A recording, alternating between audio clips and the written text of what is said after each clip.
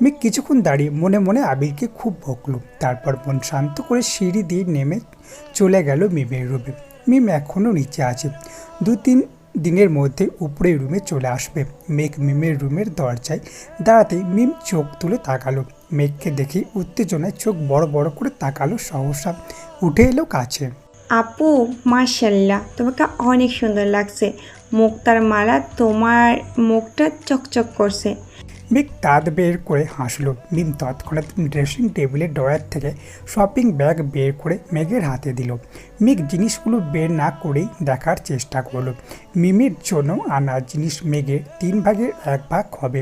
মেঘ স্বাভাবিক কণ্ঠে বলল, সবগুলো সুন্দর হয়েছে, তুই অ্যাকসেপ্ট করে নে, তারপর আমরা ছবি তুলবো নি। মিমও হাসি মুখে রাজি হয়ে গেল। মিম হালকা সাজুগুজু করে নিল। তারপর 2 বোন সোফায় বসে ছবি তোলায় ব্যস্ত হলো। ওদের হাসির শব্দ শুনে আদিও রুম থেকে ছুটে এসেছে। আদিকে ও সহ 3 ভাই বোন বেশ কিছু ছবি তুলল। তারপর ছবি দেখে খুনসুটি করতে লাগলো, কাকে কোন ছবিতে কেমন লাগছে এসব নিয়ে। আবির সিঁড়ি দিয়ে ব্যস্ত পায়ে নামছে। মেঘের চোখ পড়তে আকস্মিক হাসি থেমে গেল মেঘের। মাথা নিচু করে বিড়বিড় করে বলল, তোরা রুমে গিয়ে পড়তে বস, আমিও রুমে চলে যাই। আবির দ্রুত পায়ে হেঁটে ডাইনিং টেবিলের কাছে এসে মাকে জিজ্ঞাসা করলো, আম্মু, রান্না হয়েছে? হ্যাঁ, রান্না শেষের দিকে। খেতে দিব তোকে? হ্যাঁ।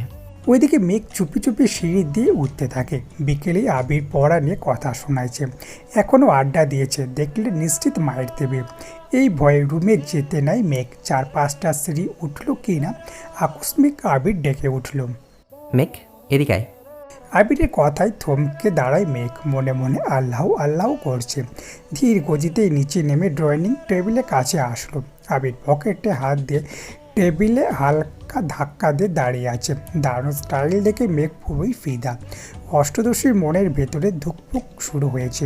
মাথা নিচু করে দাঁড়ালো মেঘ। আবির গম্ভীর কণ্ঠে বলল, খেতে বস। মেঘ ভয়ে ভয়ে তাকিয়ে নরম স্বরে বলল, খিদে নেই, পরে।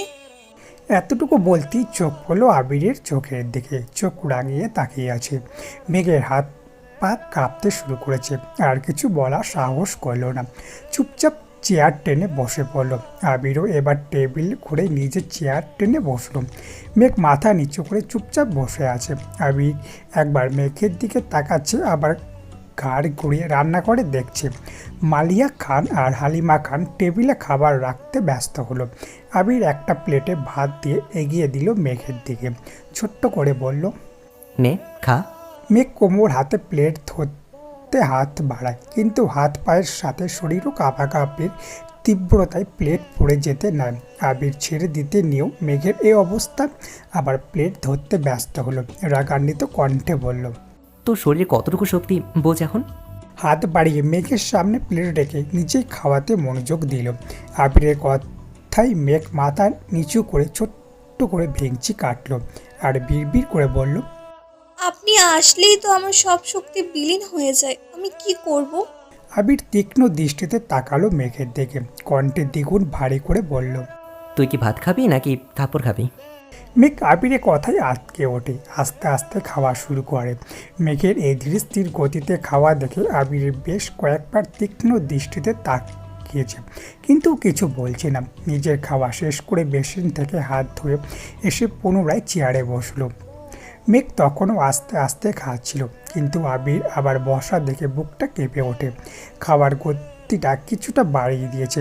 আবির বিস্ময়কর চোখে তাকিয়ে আছে অষ্টদশীর দিকে। গলায় মুক্তার মালাতে জল জল করছে মুখটা। খুব মনোযোগ দিয়ে দেখছে মেঘের খাওয়া। মেঘ এক প্রকার নাকি মুখে খাবার শেষ করছে, কিন্তু শেষ হওয়ার আগে আবির আবারও প্লেটে খাবার দিল। মেঘ থাপ্পড়ের ভয়ে বলতে চেয়েও কিছু বলতে পারছে না, বাধ্য মেয়ের মতো চুপ করে খাচ্ছে। এদিকে আবির মেঘের দিকে তাকিয়ে মুচকি মুচকি হাসছে। হালিমা খান আর মালিয়া খান রান্নাঘরে কাজ করছিলেন, কিন্তু আবিরের এমন কর্মকাণ্ডে তারাও যেন খুশি হয়েছেন। মেঘ বাড়ির কারো কথা শোনে না, বড় আব্বুর সামনে একটু সম্মানার্থে লক্ষ্মী মেয়ের মতো থাকে। তাছাড়া বাবা মা কাকামণি কাকিয়া কারো কথাই শোনে না। তানভীর এত বছর ধমকে একটু আধটু খাওয়াতো, কিন্তু সারাদিন মুখে ভোতা করে রাখত। তানভীর সারাদিন শেষে রাতের বেলায় বোনের জন্য এটা সেটা কিনে এনে বোনের রাগ ভাঙাতো। এত বছর পর আবির যেন দ্বিতীয় ব্যক্তি যে মেঘকে শাসন করে জোর করে খাওয়ার, আর মেঘও যেন বাধ্য মেয়ের মতো সব কিছু মেনে নেয়। তানভীর ভাইয়ের সামনে তেজ দেখালো, আবির ভাইয়ের সামনে মেঘ একবারও নিশ্চল হয়ে যায়। মেঘের দুর্দশা দেখে মালিয়া খান রান্নাঘর থেকেই বলছেন, মেয়েটাকে ছেড়ে দে বাবা, আর খেতে পারছে না তো। আবির গম্ভীর কণ্ঠে বলল। ও যদি ঠিকমতো খেত তাহলে আমার এভাবে বসে থেকে ও খাওয়াতে হতো না। কেউ আর কোনো কথা বলল না। মেঘ চুপচাপ খাওয়া শেষ করলো। মেঘ খাওয়া শেষ হওয়ার মাত্রই আবির উঠে বের হয়ে গেল বাড়ি থেকে। মেঘ নিষ্পলক তাকিয়ে রইল কিছুক্ষণ দরজার দিকে, তারপর উঠে নিচের রুমে চলে গেল। একটু রেস্ট নিয়ে পড়তে বসলো। রাত 12টার উপরে বাজে, মেঘ পড়ছে কিন্তু আবির এখনও আসছে না। চিন্তা লাগছে মেঘের, বারবার উঠে বারান্দায় যাচ্ছে মেঘ। তানভীর ইদানিং খাওয়া দাওয়া বাদ দিয়ে কাজ করছে। মনোনয়নের ফলাফল ঘোষণা করবে আগামীকাল। কারোর চোখে ঘুম নেই। দল থেকে মনোনয়ন পেয়ে গেল আলহামদুলিল্লাহ। তারপর প্রচারণ চালাতে হবে। তার কোনোভাবেই আজ রাতে তানভীরকে ছাড়ছিল না। গোপনে মিটিং চলছে এমপির বাড়িতে। রাজনৈতিক মিটিং মিছিল থেকে ভাইকে আনতে বাধ্য হয়ে আবিরকেই যেতে হলো। এমপির বাড়ির হলরুমের মিটিং চলছিল। আবির এমপির বাড়ির সামনে বাইক থামে। হলরুমের দিকে যেতে নিলে পথ আটকে দাঁড়ায় এমপির মেয়ে। আবির চোখ গোল গোল করে তাকালো মেয়ের দিকে, রাশভারী কণ্ঠে বলল। পথ আটকে দাঁড়িয়েছেন কেন? হাসি মুখে উত্তর দিল। আপনাকে আমার অনেক ভালো লাগে ভাইয়া। প্লিজ আপনার নাম্বারটা দিবেন। আবির কণ্ঠে দ্বিগুণ ভারী করে বলল। তানভীর আপনাকে বলেনি আমি একজনকে ভালোবাসি? মেয়ে এই কথায় পাত্তা দিল না, হাসতে হাসতে উত্তর দিল। আমি তো তানভীর ভাইয়ের কথা বিশ্বাস করিনি, উনি আমার সাথে মজা করছেন। আবির গম্ভীর কণ্ঠে বলল। তানভীর সত্যি কথা বলেছে। মেঘ এমনভাবে হাসছে যেন মনে হচ্ছে আবির যোগ বলছে। আবির এবার দীর্ঘশ্বাস ফেলে রাগান্বিত কণ্ঠে বলল। শোনো মেয়ে, এই আমিময় আবির অন্য কারো মালিকানায় বন্দী। আমার জীবনের অস্তিত্ব জুড়ে শুধু তার রাজত্ব চলে। এমপির মেয়ে অবিশ্বাস্য চোখে তাকালো আবির দেখে, কোমল কণ্ঠে বলল। আপনি সত্যি সত্যি কাউকে পছন্দ করেন? আবির সহসা বলে উঠল। সে আমার পছন্দ বা ভালো লাগা নয়, সে আমার ভালোবাসা। আমি আমৃত্যু ভালোবাসবো তাকে। মেয়েটা চোখ টলমল করছে। এটা দেখে আবির এবার বিরক্ত নিয়ে বলল। শোনো, আমি শুধুই তোমার মোহ। 2 দিন পর সব মোহ কেটে যাবে। আর যে সত্যি সত্যি তোমার জন্য আসবে সে তোমাকে কখনো ওঝাত দেবে না। তার কাছে তোমার প্রায়োরিটি থাকবে সবার প্রথমে, যেমন আমার কাছে সর্বোচ্চ প্রায়োরিটি আমার প্রেয়সী। আশা করি তুমি আমার কথাগুলো বুঝতে পেরেছো। তাই ভবিষ্যতে এমন কোনো কাজ করবে না বা এমন কোনো কথা বলবে না যে কারণে তোমার এই পাগলামিগুলো নিয়ে আমি সিরিয়াস হতে বাধ্য হই। ভালো থেকো। গম্ভীর কণ্ঠে কথাগুলো বলেই হলরুমের দিকে পা বাড়ায় আবির। পিছন থেকে এমপির মেয়ে ডেকে উঠল। সরি ভাইয়া, আর কখনো এমন হবে না। প্লিজ আব্বুকে কিছু বলবেন না, প্লিজ। আবির মুচকি হাসলো। মেয়েটা যে তার কথা বুঝতে পেরেছে এতেই ভালো লাগলো আবিরের। হলরুমে ঢুকতেই সালাম দিল এমপিকে। আবিরকে দেখে হ্যান্ডশেক করলেন এমপি। হাসি মুখে জিজ্ঞাসা করলেন। আবির স্বাভাবিক কণ্ঠে বলল। জি আলহামদুলিল্লাহ ভালো। আপনি কেমন আছেন? এমপি এবার চিন্তিত স্বরে বললেন। আবির ঠান্ডা কণ্ঠে বলল। আসলে তানভীরকে নিতে এসেছিলাম। এত রাতে কী করে যাবে এই জন্য। আমরা খাবো না, অনেক রাত হয়ে গেছে, অন্য কোনো সময় খাবো। এমপিও জোর করলেন না। আবির তানভীরকে নিয়ে বের হলো বাড়ি থেকে। বাইকে আবিরের পেছনে চুপচাপ বসে আছে তানভীর। অনেকটা পথ যাওয়ার পর তানভীর ভয়ে ভয়ে বলল। ভাইয়া, এমপির মেয়ের সাথে দেখা হয়েছিল? আবির বলল। হ্যাঁ। তানভীর আস্তে আস্তে বলল। তাকে কি বুঝতে পারছো? আবির গম্ভীর কণ্ঠে বলল। আমার বোঝানো তো বুঝিয়েছি, কিন্তু সে কতটা বুঝেছে এটাই এখন মূল বিষয়। তানভীর এবার অভিযোগের স্বরে বলল। আমি কি করব বলো ভাইয়া? কোনো দরকারে এমপির সাথে দেখা করা, গুরুত্বপূর্ণ মিটিং, সব কিছু এমপির বাড়িতে হয়। আমার দেখা যায় প্রতিদিন অন্তপক্ষে 2-1 বার এমপির বাড়িতে আসতেই হয়। আর এই মেয়ে যেন বসেই থাকে, কখন আমি আসব, দেখলেই ছুটে আসে। তোমার কথা জিজ্ঞেস করে শুধু। আমি কতবার বলেছি তুমি একজনকে পছন্দ করো, বিয়ে ঠিক। মেয়ে কোনো কথাই পাত্তাই দেয় না। আমি এড়িয়ে গেলেও মেয়ে পথ আটকে দাঁড়ায়। এমপির চোখে এটা পড়লে তো আমাকে কালারিং বানাবে, ভাববে মেয়ের সাথে আমার কিছু চলে, তখন তো ঝামেলায় আমি ফাঁসবো, তাই তোমাকে বলেছি। একদমই কথাগুলো বলল তানভীর। আবির স্বাভাবিক কণ্ঠে বলল, সমস্যা নেই, আশা করে ওই মেয়ে তোকে আর কিছু বলবে না, তুই তোর কাছে মনোযোগ দিস। এরই মধ্যে বাসায় চলে আসছে দুজন। রাত প্রায় 1:30। আবির বাড়িতে ঢুকলো বাইক নিয়ে, পেছনে তানভীর। আবিরকে দেখে মেঘের চিন্তিত মলিন মুখটা তৎক্ষণাৎ জল করে উঠছে। সেই 12টার থেকে অপেক্ষা করছে আবিরের জন্য। বারান্দায় দাঁড়িয়ে আকাশে তারা গুনে শেষ করে ফেলেছে মনে হয়, কিন্তু আবির আসছিল না। মেঘ দীর্ঘশ্বাস ফেলে প্রফুল্ল মেজাজে দেখতে লাগলো আবিরকে। বাসায় ঢোকার আগে পর্যন্ত যতটা দেখা যাচ্ছিল, তারপর চুপচাপ শুয়ে ঘুমিয়ে পড়ল। সকালে আবির রুম থেকে বের হয়ে করিডোরে থেকে নিচে তাকালো। ডাইনিং টেবিলে মেঘ নেই। এত রাত করে ঘুমানোর জন্য মেঘ সকালে ঘুম থেকে উঠতে পারেনি। আবির মেঘের দরজায় টোকা দিল দুবার। শব্দ হতেই ঘুমের মধ্যে টলতে এসে দরজা খুলে দিল মেঘ। হাত দিয়ে চোখ কচলাতে তাকালো। সহসা অগ্নিযুগল বিপুল হলো মেঘে। আবির বিমোহিত লোচনে চেয়ে আছে অষ্টদশীর মুখের পানে। সদ্য ফুটে ওটা পদ্ম ফুলের ন্যায় সুন্দর লাগছে মেঘকে। খুব করে চাইছে দৃষ্টিতে সরাতে, কিন্তু পারছে না। আবিরকে দেখে মেঘের বুকের ভেতর সেই টিপটিপ আওয়াজ স্পষ্ট বোঝা যাচ্ছে। মেঘ মুখ ফসকে ডেকে উঠল। আবির ভাই। তৎক্ষণাৎ ঘোর কাটলো আবিরের। কিছুটা নড়চড়ে উঠলো আবির। ঠান্ডা কণ্ঠে শুধালো, এত রাতে ব্যালকনিতে দাঁড়িয়েছিলি কেন? আবিরের প্রশ্ন শুনে আটকে ওঠে মেঘ। আকস্মিক চিরচেনা গতরে কাঁপাকাঁপি তীব্র হয়ে ওঠে। মুখের ভেতরে হাঁসফাঁস শুরু হয়েছে। হৃদস্পন্দন অনেক বেশি জোরালো হলো। চিবুক নামিয়ে চাপা কণ্ঠে বলল, রাতে ঘুম ভেঙে গিয়েছিল। আবির ভুরু কুচকে তাকালো। সহসা গম্ভীর কণ্ঠে বলে উঠল, ঘুম ভেঙেছিল নাকি ঘুমাইতেই যাসনি? সত্যি করে বলতো। আবিরের সামনে দাঁড়িয়ে মিথ্যা কথা বলা সহসা অষ্টদশীর এখনো হয়নি। ভয়ে ভয়ে বলল, ঘুম আসছিল না। আবির এবার ভুরু নাচিয়ে শুধালো। কেন? মেঘ আর কিছু বলতে পারছে না। মনে হচ্ছে কথা আটকে আসছে গলায়। কোনো আওয়াজ বের হচ্ছে না মুখ থেকে। আবির শ্বাস ছাড় ভারী স্বরে বলল, কি হলো? আবিরের ভারী কণ্ঠে চুপসে গেল মেঘ। বিড়বিড় করে বলল, আপনার জন্য। আবির তীক্ষ্ণ দৃষ্টিতে তাকিয়ে কয়েক মুহূর্ত নীরব থাকে। কণ্ঠে 3 গুণ ভারী করে বলল, কেন মেতেছিস ধ্বংসে খেলায় মেঘ? কখনো অনিশ্চিত ভবিষ্যতে পেছন ছুটবি না। নিজের লক্ষ্য স্থির না করলে জীবনে কখনো সফল হতে পারবি না। আবিরের এত কঠিন কথাগুলো মেঘের মাথায় 3 হাত উপর দিয়ে গেল। কিছুই বুঝতে পারল না সে। চিবুক নামিয়েছে গলায়। ওষ্ঠ উল্টে গাল ফুলালো। আবির সূক্ষ্ম দৃষ্টিতে দেখছে। আবার রাগান্বিত কণ্ঠে আবির বলে উঠল, এখন যে সময়টা কাটাচ্ছিস সেটা আর কখনো ফিরে আসবে না। তাই আজে বাজে চিন্তাভাবনা বাদ দিয়ে নিজের পড়াশোনা মনোযোগ দে। মেঘ এবার বুক ফুলিয়ে শ্বাস নিল। স্থির কণ্ঠে ডাকলো, আবির ভাই। সহসা আবিরের তীব্র রাগ বিলীন হয়ে গেছে। পুরো কুচকে শান্ত চোখে তাকালো অষ্টদশীর দিকে। তৎপর মৃদুগামী কণ্ঠে শুদ্ধি বলল, যেন এক আকাশ সম ভালোবাসা, আবেগ অনুভূতি মিশে আছে। মেঘ অতিকৃতে তাকালো আবিরের অভিমুখে। এই মোহ ঘরে মেশানো শোনার জন্যই মেঘে আমৃত্যু আবিরকে ডাকতে হচ্ছে। মেঘ সারা জীবন আবিরের কানের কাছে ঘ্যান ঘ্যান করবে। আবির ভাই প্রতি উত্তরে শুধু বলেই হবে। এসব ভেবেই অষ্টদশীর ঠোঁটের কোণে হাসি ফুটে উঠেছে।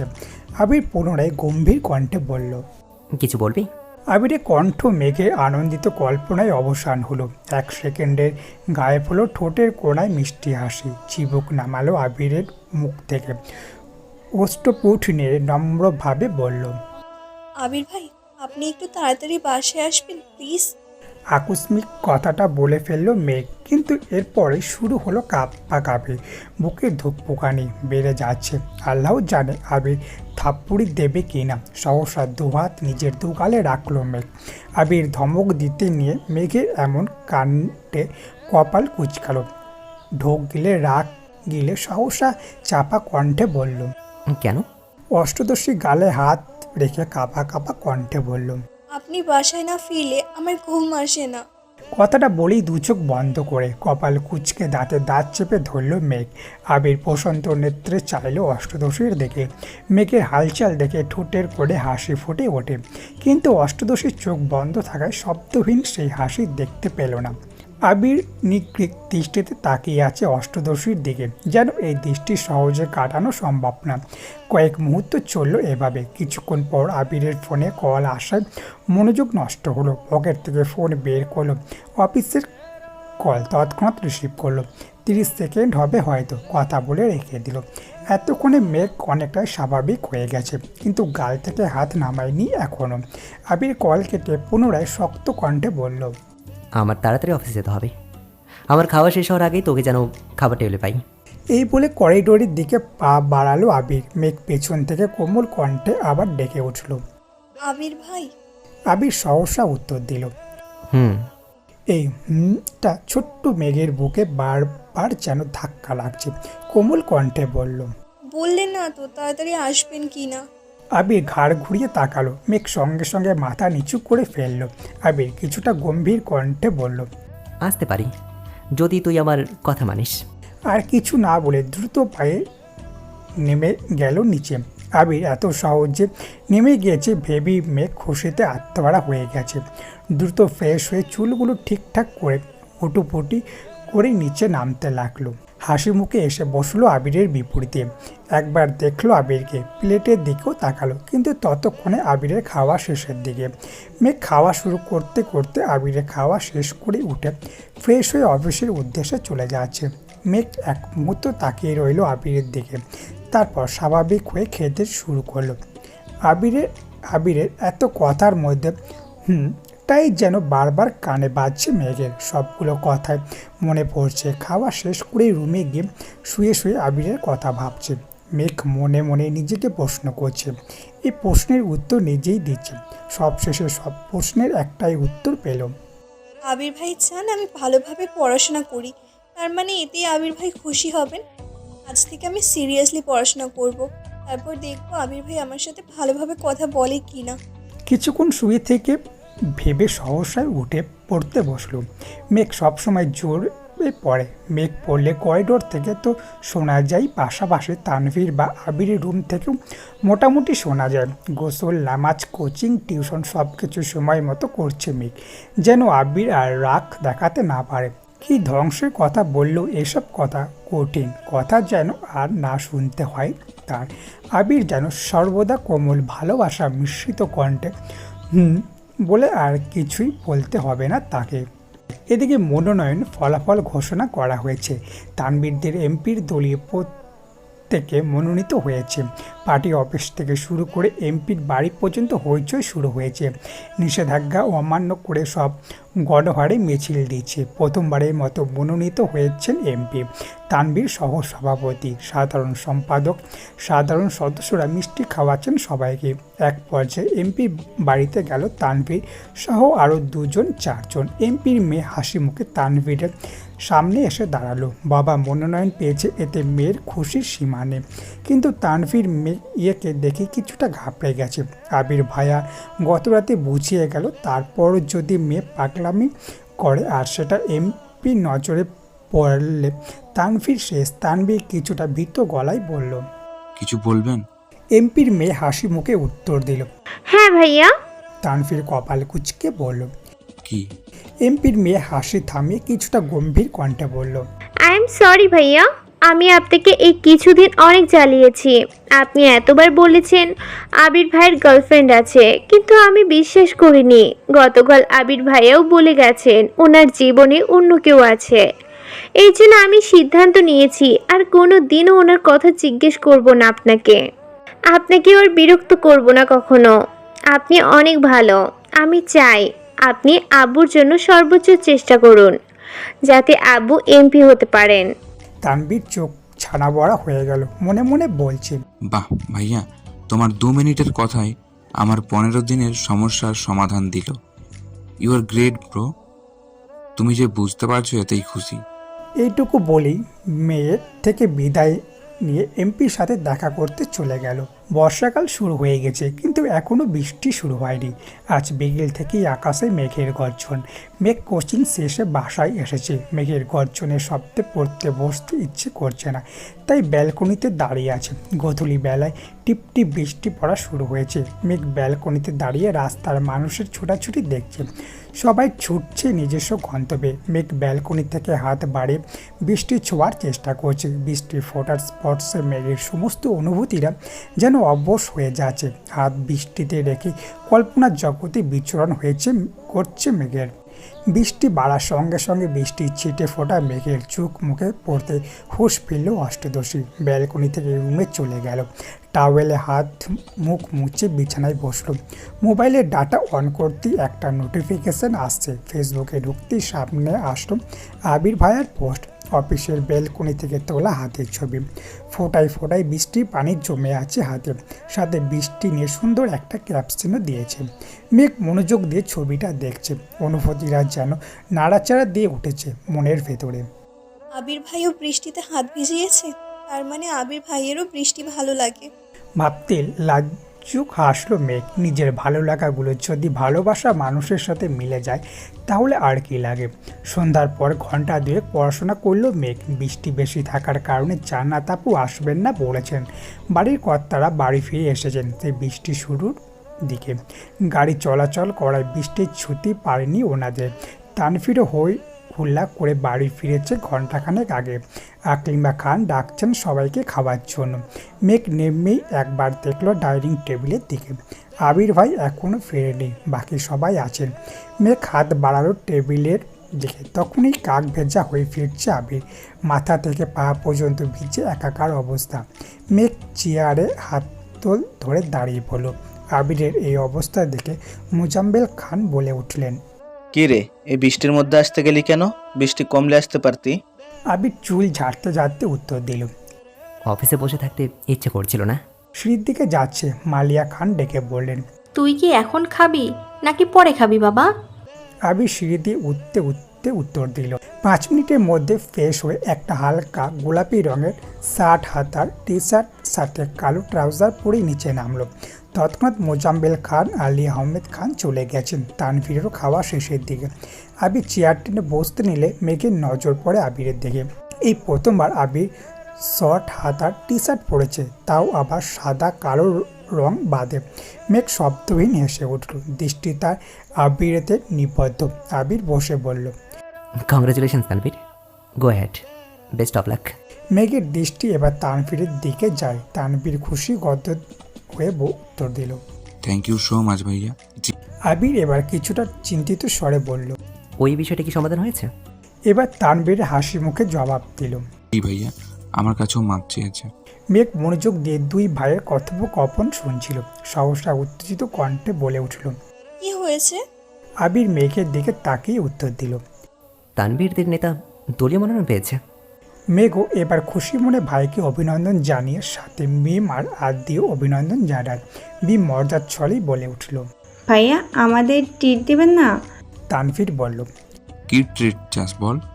মেঘ তৎক্ষণাৎ উত্তর দিল, এখন ট্রিট লাগবে না, জিতলে পরে বড় করে ট্রিট খাবো। তানভীর বলল, ঠিক আছে, আজকে তাহলে আমার পক্ষ থেকে তোদের নুডলস ট্রিট দিব রাত 10টায়। হ্যাঁ। মিম বলে উঠল। তুই রান্না করবা ভাইয়া? তানভীর দাঁত বের করে হাসলো আর বলল, আমি রান্না করবো, সাথে ভাইয়াও থাকবে। আবির আকস্মিক কপাল কুঁচকুলো। ঠাট্টা স্বরে জবাব দিল, ইস, তুই ট্রিট দিবি, আমি কেন হেল্প করব? আনন্দ যেমন তুই করে আসছিস, এখন কষ্টটাও তোকেই করতে হবে। তানভীর ভুড়ো গুটিয়ে এক পলক তাকালো ভাইয়ের দিকে, তারপর বলল, ঠিক আছে ঠিক আছে, আমি করব। তোমাদের আমার রুমে দাওয়াত রাত 10টায়। মেঘ, মিম আর আদি একসাথে বলে উঠল। ইয়াহু! তানভীর আজকে উঠে বলে, এই থাম, চুপ কর তোরা। বড় আব্বু আর আব্বু শুনলে সব আনন্দ মাটি চাপা দিয়ে দিবে। তিনজনই থেমে গেল। তানভীরের খাওয়া শেষ করে উঠে গেল। মেঘ খাচ্ছে, সাথে আবিরকেও একটু পরপর দেখছে। কয়েকবার দেখার পর হঠাৎ আবির চোখ তুলে তাকাতেই চোখাচোখি হলো দুজনের। মেঘ তখনও শান্ত চোখে তাকিয়ে আছে। মেঘের চাহনি দেখে আবির কপাল কুঁচকালো, কিন্তু মেঘের দিকে নজরই নেই। মিম আর আদি খাচ্ছে, তাই আবির কোনো কথা না বলে টানা 2 তিন ভুরু নাচালো। এতক্ষণে মেঘের আবেশ কাটে। লাজ্জুসু হেসে মাথা নিচু করে ফেলে। মেঘ মাথা নিচু করেই খাওয়া শেষ করলো। রুমে গিয়ে আবারও পড়তে বসলো মেঘ। আবির খাওয়া শেষ করে কিছুক্ষণ মামুনি আর কাকিয়ার সাথে গল্প করলো। এত রাতে বাড়ি ফেরা তাদের সাথে ঠিকমতো কথাই হয় না ছেলেটা। গল্প শেষে নিজের রুমে যাওয়ার পথে কানে ভেসে আসে মেঘের পড়া শব্দ। মুচকি হেসে রুমে চলে গেল। রাত 10টার পর তানভীর রুমের সামনে হাজির হলো মেঘ। বিছানার উপর বসে আছে মিম আর আদিব। তানভীর খাবার পরিবেশন করছে। মেঘ ঢুকতে নিলেই তানভীর বলে উঠল, বনু বসার আগে ভাইয়াকে একটু ডেকে আসবি প্লিজ। আর হ্যাঁ, জোরে ডাকিস না, আব্বুর কানে গেলে খবর আছে আমার। মেঘ মলিন হাসলো। মনের ভেতর ধুকপুক শুরু হয়ে যাচ্ছে মেঘের। গুটি গুটি পায়ে এগিয়ে গেল আবিরের রুমের দিকে। দরজা খোলা ছিল। মেঘ দরজা থেকে উঁকি দিল ভেতরে, কিন্তু কেউ নেই। ধীর পায়ে ভেতরে ঢুকে ব্যালকনির দিকে পা বাড়ালো মেঘ। আবির গ্রিলে হাত রেখে তাকিয়ে আছে আকাশের পানে। বৃষ্টি কম, তবে আকাশের মেঘের গর্জন হচ্ছে আর কিছুক্ষণ পর পর বিদ্যুৎ চমকাচ্ছে। মেঘের খুব ইচ্ছে করছে আবিরের পাশে দাঁড়িয়ে বৃষ্টি উপভোগ করবে, তাই চুপচাপ আবিরের পাশে দাঁড়িয়ে পড়েছে। একটু পর পর বিদ্যুৎ চমকালো দেখে আটকে উঠছে মেঘ। দিনের বেলায় বৃষ্টি তার যতই পছন্দ হোক না কেন, রাতের বেলা বৃষ্টি হলে মেঘ কখনোই ব্যালকনিতে বের হয় না। শব্দের মাত্রা তীব্র হলে কানে আঙুল দিয়ে ঘুমায়। আজ সহসা করে রাত 10টার আবিরের পাশে তো দাঁড়িয়েছে, কিন্তু বিদ্যুৎ চমকানো দেখে বারবার বুক কাঁপছে। আবির তখনও দুর্ধর্ষে দৃষ্টিতে চেয়ে আছে অসীম দূরত্বে। সহসাই বলে উঠল, মনে জোর নেই, তাহলে এখন এখানে দাঁড়িয়েছিস কেন? মেঘ আবিরের দিকে তাকালো, কিন্তু আবিরের অভিব্যক্তি বোঝা গেল না। তাকিয়ে আছে আকাশের পানে। মেঘ আস্তে আস্তে বলল, ভাইয়া ডাকতে বলেছে আপনাকে। আবির স্বাভাবিক কণ্ঠে বলল। হ্যাঁ, তুই যা, আমি আসছি। মেঘ রুমে ঢুকতে নিতেই ঠাটার শব্দ সাথে বিদ্যুৎ চলে যাওয়া চিৎকার দিয়ে উঠল মেঘ। আবির দু কদম এগিয়ে সহসা মেঘের হাত চাপটে ধরে বলল, কি হয়েছে? ভয় পাইছিস? আবির পুনরায় বলল। তুই ভেতরে ঢোক, আমি আছি। মেঘ দুহাত আঁকড়ে ধরলো আবিরের দুহাত। গুটি গুটি পায়ে ভেতরে ঢুকলো। আবির এক হাত বিছানার উপর থেকে ফোনটা নিয়ে ফ্ল্যাশ জ্বালালো। মেঘ তখনও শক্ত করে ধরে আছে আবিরের হাত। ফোনের আলোতে স্পষ্ট দেখা যাচ্ছে মেঘের ভয়াতুর মুখমণ্ডল। কপাল কুঁচকে চোখ বন্ধ করে রেখেছে। আবির কোমল কণ্ঠে বলল, কিচ্ছু হয়নি, টাকা। মেঘ আস্তে আস্তে চোখ পিটপিট করে তাকালো। চোখ পড়লো আবিরের হাতের দিকে। দুহাত খামচে ধরে আছে আবিরের হাত। তৎক্ষণাৎ ছেড়ে দিল আবিরের হাত। ততক্ষণে বিদ্যুৎ চলে এসেছে। মেঘ আর আবির দিকে তাকালো না, ছুটে চলে গেল রুম থেকে। ধীর পায়ে ঢুকলো তানভীরের রুমে। বিছানায় এক কোণায় বসে পড়লো মাথা নিচু করে। 1 মিনিটের মধ্যে আবিরও রুমে ঢুকলো। তানভীর সবাইকেই খাবার দিতে ব্যস্ত হলো। নুডলস, চা, বিস্কুট সাথে মুড়ি মাখিয়েছে। আবির তানভীরের দিকে তাকিয়ে ঠাট্টার স্বরে বলল, বাহ, এত আয়োজন, সাবাস। তানভীর হাসি মুখে বলল, খেতে ভালো না হলে কেউ অভিযোগ করবি না। সবাই খাওয়া শুরু করলো। মেঘের গলা শুকিয়ে কাঠ হয়ে গেছে, কোনোভাবেই খেতে পারছে না। কোনো রকম চোখ তুলে তাকালো আবিরের হাতের দিকে। দেখার চেষ্টা করলো খামচেটা কতটা লেগেছে। আবির হাত ঘোরাতেই চোখ পড়লো সেই দাগ। 3 আঙুল নখের চাপে চামড়া কেটে রক্ত জমাট বেঁধে গেছে। মেঘ আবিরের হাতের অবস্থার দিকে ভুরু কুঁচকালো। টলমল করছে চোখ। নিজের প্রতি খুব রাগ হচ্ছে। আদি আবিরের হাত দেখে চিৎকার দিয়ে উঠল, ভাইয়া তোমার হাতে কি হইতি? সবার নজর পড়লো আবিরের হাতের দিকে। আবির এক পলক দেখলো মেঘকে, তারপর স্বাভাবিক কণ্ঠে বলল, কিছু হয়নি, কোথায় লেগে কেটে গেছে।